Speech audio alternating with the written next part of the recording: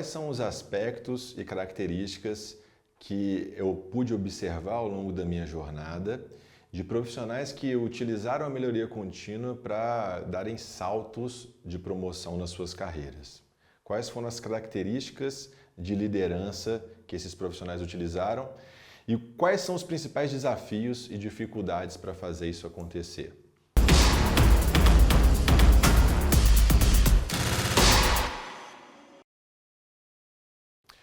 Vamos primeiro entender que para melhorar é preciso mudar.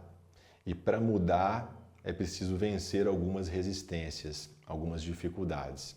Então, um líder na melhoria contínua vai ser um líder de mudança, um agente de transformação, um agente de mudança.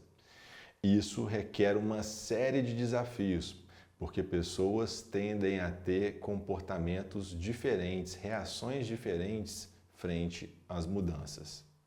Já existem estudos da distribuição amostral dessas pessoas, os mais reativos, os early adopters, né? As pessoas que vão comprar a ideia mais rápido, as pessoas que vão ficar mais desconfiadas e vão na sequência.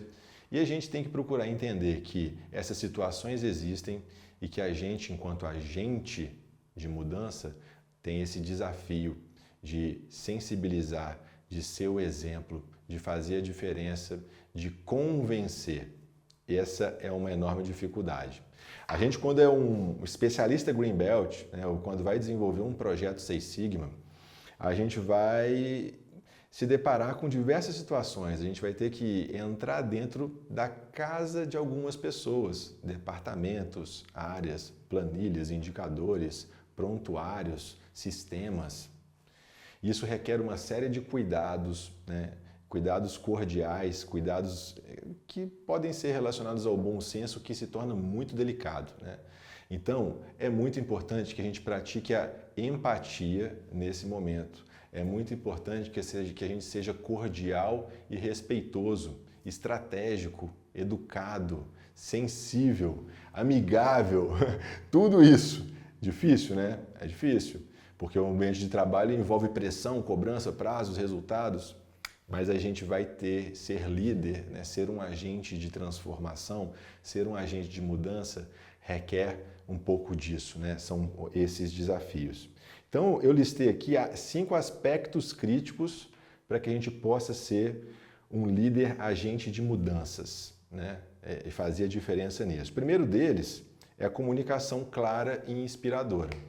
Então, ao desenvolver um projeto de melhoria, é muito importante envolver as pessoas, as partes interessadas, né? Porque a gente não vai implementar nada sozinho, e comunicar quais são as expectativas relacionadas ao projeto, quais são as iniciativas do projeto, qual é o objetivo do projeto, o que se espera de cada parte, quais serão as rotinas, as reuniões, as entregas, a duração, o cronograma. Comunicação faz parte da maior parte dos problemas organizacionais. E para um líder exercer a mudança com eficácia, tem que ter a comunicação clara, ok? Na sequência, um outro aspecto crítico, empatia e compreensão. Então, procurar entender as particularidades de cada problema, de cada processo, tudo que está envolvido, né? Por isso, preza-se muito para que um especialista em melhoria contínua, que ele vá ao chão de fábrica, vá onde a operação está acontecendo, que é a expressão popularmente conhecida como go to Gemba, né? Então, fala assim, vai lá, né, tenha empatia com as pessoas, procure entender as dificuldades do processo. Será que o operador não anotou o prontuário da forma certa porque ele não foi instruído, ou porque faltou algum recurso, ou porque simplesmente ele estava com pressa de ir embora? A gente tem que sentir o que está acontecendo no dia a dia, as dificuldades do dia a dia. Vocês, como especialistas em melhoria contínua, vão ter que lidar com esse dilema de conflito de interesses. Conflito de interesses, ou melhor, conflito de prioridades, né? Porque o interesse claramente vai ser um interesse comum de gerar resultado. Então, corrigindo, conflito de prioridades. E o que é conflito de prioridades? É o seguinte, você tem que fazer a melhoria acontecer, mas o mundo não vai parar para você fazer o negócio acontecer, não. As pessoas vão continuar tendo os seus compromissos, as suas reuniões, as suas entregas e, além disso, ainda vão ter que dar um gás a mais para que a gente possa ter um resultado a mais. Afinal de contas, esse é o conceito de um projeto, né? É uma iniciativa que não existia, a gente passa a fazer com início bem definido, recursos bem determinados e alvo a ser alcançado. Então, esse é o desafio que a gente vai ter que ter, um conflito de prioridades. Por isso, empatia, jogo de cintura, comunicação e envolvimento são fundamentais. Um terceiro ponto justamente é a participação ativa, né? O líder tem que dar o exemplo, tem que conduzir, tem que chamar, tem que expor, tem que valorizar, tem que reconhecer. Participação ativa e participação presente. Se o líder não está ali presente, puxando, a gente tem uma dificuldade muito grande de colher resultados. As pessoas ficam desorientadas sem saber o que fazer, quando fazer, como fazer. Então, o líder tem que ter ali a participação ativa no envolvimento de todos. Um quarto aspecto crítico é modelagem do comportamento desejado, né? A gente é exemplo, então a gente tem que ser modelo, ser o exemplo, isso nada mais é do que ser o exemplo do comportamento que a gente deseja com os outros, né? Então, tudo isso que a gente vem falando aqui, respeito, envolvimento, confiança. E quinto, entender resistências. E aí, para entendimento de resistências, a gente tem que mostrar benefícios. Mostrar benefícios. A primeira estratégia é estabelecer alianças, né? Quando a gente vai implementar alguma mudança, alguma situação mais crítica, a gente tem que entender quais são os formadores de opinião, quais são as peças-chave naquele contexto e estabelecer alianças. Como faz isso, Thiago? Pô, chega no cara em off e fala, ó, eu estou pensando em fazer uma mudança assim, você acha que faz sentido? Você tem alguma sugestão? Na humildade, né? Afinal de contas, sugestões são bem-vindas, escuta, né? A gente tem que escutar cada vez mais. Mas, enfim, escuta a pessoa e a partir de escutar, eu tenho certeza que ela já vai estar do teu lado da história, já vai ficar muito mais fácil.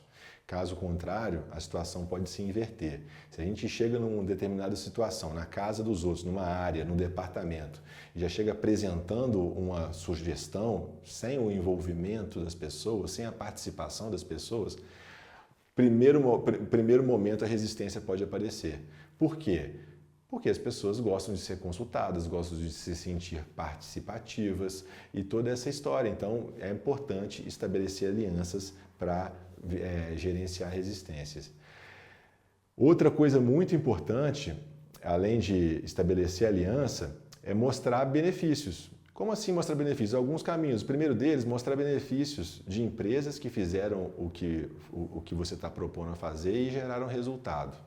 Isso é muito importante. E a partir daí, buscar situações piloto dentro da organização em que a gente possa rapidamente aplicar e gerar resultado o mais rápido possível para que as pessoas possam ver como valor essa mudança. Então, ao longo dessa jornada, ao longo desse curso, nesse módulo, você vai ter acesso a vários cursos sobre desenvolvimento de liderança, técnicas para envolvimento de pessoas, engajamento de pessoas, valorização de pessoas. E é importante a gente entender que o especialista em melhoria contínua vai ter esse desafio ao longo de toda a jornada.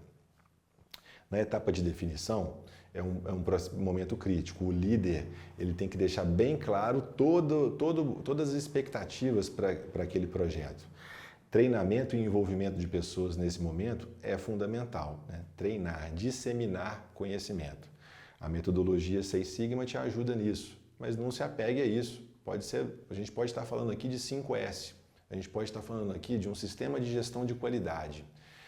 Diversas situações, vai envolver treinamento e sensibilização de pessoas. Na sequência do desenvolvimento de um projeto, então na parte de definição, a gente tem que treinar, tem que disseminar as informações. Depois a gente vai depender de pessoas para coletar e levantar as informações na etapa de mensuração. Depois você vai envolver pessoas na etapa de análise, vai ter etapa de brainstorming, vão ter etapas participativas. Na etapa de improve, você vai envolver pessoas novamente com a implementação de planos de ação. E aí, fica ligado, aspecto crítico e dica de mestre, dica do mestre, pega essa. Na hora de definir um plano de ação, envolva as pessoas que fazem parte da ação. Estabeleça, antes de colocar no papel, prazos, acorde prazos. Porque um grande erro de gestores inexperientes é montar um plano de ação colocando o nome de terceiros com prazos não alinhados e aí o jogo já começa a ser perdido nesse momento, né? Já começa a gerar resistência. Pô, mas eu tinha outras prioridades. Por outro lado, se a gente previamente já alinha prazos e expectativas e deixa tudo claro previamente, não há nada a se queixar no futuro em relação a prazos e expectativas. Então, essa é uma sugestão muito forte. Na etapa de Improve, você vai precisar de ter essa habilidade. E na última etapa de um especialista em melhoria contínua, na etapa de controle, você vai ter que exercer muito a habilidade do líder de paciência e persistência. Paciência não é brincadeira, mas principalmente a persistência.